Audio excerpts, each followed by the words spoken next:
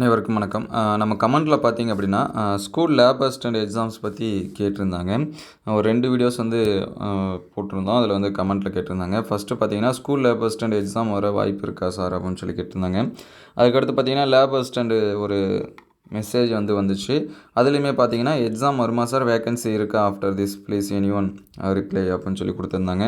So உங்களுக்கு ஏதாவது தகவல் தெரிஞ்சிச்சு அப்படின்னா அதை வந்து கமெண்ட் பண்ணுங்கள். அது மற்றவங்களுக்கு வந்து ஹெல்ப்ஃபுல்லாக இருக்கும். First of all lab assistant post வந்து பார்த்திங்கன்னா ரீசெண்டாக இதெல்லாமே பண்ணாங்க சரிங்களா. பணி நிரவல் இதெல்லாமே கம்ப்ளீட் பண்ணாங்க.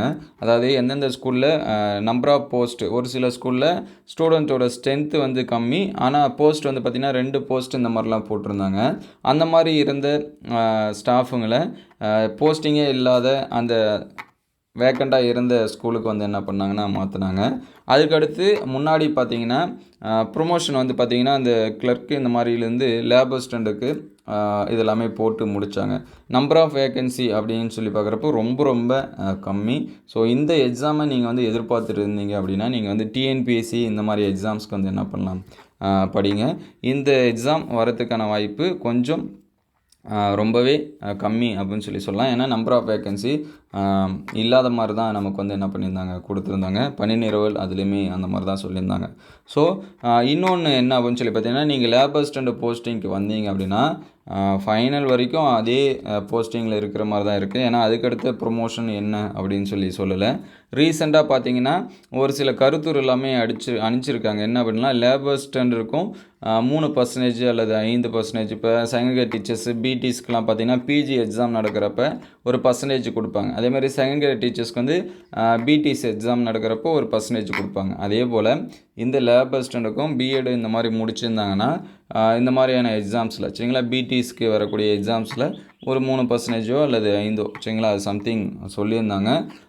அந்த இது வந்து இடஒதுக்கீடு எங்களுக்கும் கொஞ்சம் கொடுங்க அப்படிங்கிற மாதிரி அனுப்பிச்சிருக்கிறதா சொல்லியிருந்தாங்க சரிங்களா. மோஸ்ட்லி ப்ரொமோஷன் இது எல்லாமே அந்த மாதிரி தான். லேப் அசிஸ்டண்ட் போஸ்ட் வந்து குரூப் 4 அந்த சேலரி இது எல்லாமே சேமாக தான் வரும். ஸோ நீங்கள் இந்த எக்ஸாம்ஸ்க்கு வந்து படிக்கணும்னு நினச்சிங்கன்னா நீங்கள் வந்து டிஎன்பிசியே நீங்கள் வந்து தாராளமாக படிக்கலாம். 2 பேத்துக்கும் சிலபஸ் வந்து சேம் தான் சரிங்களா. அதனால் நீங்கள் டிஎன்பிசி ப்ரிப்பேர் பண்ணிகிட்டு இருக்கிறப்ப கூட சப்போஸ் இந்த எக்ஸாம் வந்துச்சு அப்படின்னா நீங்கள் இந்த எக்ஸாமுமே என்ன பண்ணலாம், எழுதலாம். நிறைய பேர் வந்து வந்த புதுசில் சரிங்களா, லேப் அசிஸ்டண்ட் போஸ்ட்டு வந்த புதுசில் பார்த்தீங்கன்னா டிஎன்பிசி ப்ரிப்பேர் பண்ணவங்க நிறைய பேர் வந்து செலக்ட் ஆகி இந்த போஸ்டிங்க்கு வந்திருக்காங்க. இந்த போஸ்டிங்க்கு வந்த பிறகும் ஒரு சில பேர் ஃபீல் பண்ணிகிட்ருக்காங்க, நான் வந்து வேறு எக்ஸாம் வந்து குரூப் 2 இந்த மாதிரி எழுதியிருக்கலாம் அப்படின்னு சொல்லிட்டு கூட ஃபீல் பண்ணிகிட்ருக்காங்க.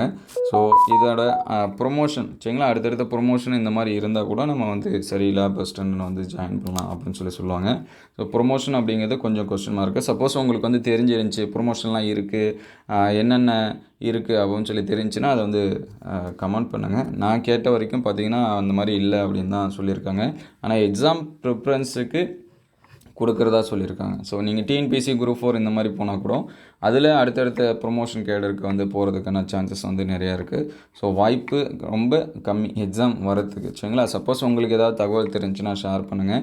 நீங்கள் வந்து டிஎன்பிசி குரூப் 4 குரூப் 2 எந்த எக்ஸாம் ப்ரிப்பேர் பண்ணுங்கள். சப்போஸ் இது கால்ஃபர் வந்துச்சுன்னா இது எழுதுங்க. மோஸ்ட்லி ஏன்னா சயின்ஸ் சப்ஜெக்ட்டு தான் இதுலேயும் கொஷின்ஸ் வந்து நமக்கு வந்து என்ன பண்ணுவாங்கன்னா கேட்பாங்க சரிங்களா. சயின்ஸில் என்னென்ன இருக்கோ அதுதான் கொஷின்ஸ் வந்து கேட்பாங்க. ஸோ இதை பற்றினா அடுத்த அப்டேட்டட் நியூஸ் வந்துச்சுன்னா நம்ம அப்டேட் பண்ணுவோம். ஸோ அது வரைக்கும் நீங்கள் டிஎன்பிஎஸ்சி எக்ஸாம் இது மாதிரி படிக்கலாம். தற்போதைக்கு நமக்கு வந்து அந்த எக்ஸாம்ஸ்க்கான வாய்ப்பு ரொம்ப கம்மியாக தான் இருக்குது. ஸோ இதை எதிர்பார்த்துட்டு இருக்காதீங்க. நீங்கள் டிஎன்பிஎஸ்சி இந்த மாதிரியான எக்ஸாம்ஸ் வந்து ப்ரிப்பேர் பண்ணுங்கள். அப்டேட்டட் நியூஸ் வந்துச்சு அப்படின்னா உடனே அப்டேட் பண்ணுவோம். இந்த வீடியோ உங்களுக்கு எந்த அளவுக்கு ஹெல்ப்ஃபுல்லாக இருக்குது அப்படின்னு சொல்லிட்டு கமெண்ட் பண்ணுங்கள். இதில் ஏதாவது நான் தவறான செய்தி சொல்லியிருந்தாலும் அதையும் கமெண்ட் பண்ணுங்கள். தேங்க்யூ ஃபார் வாட்சிங்.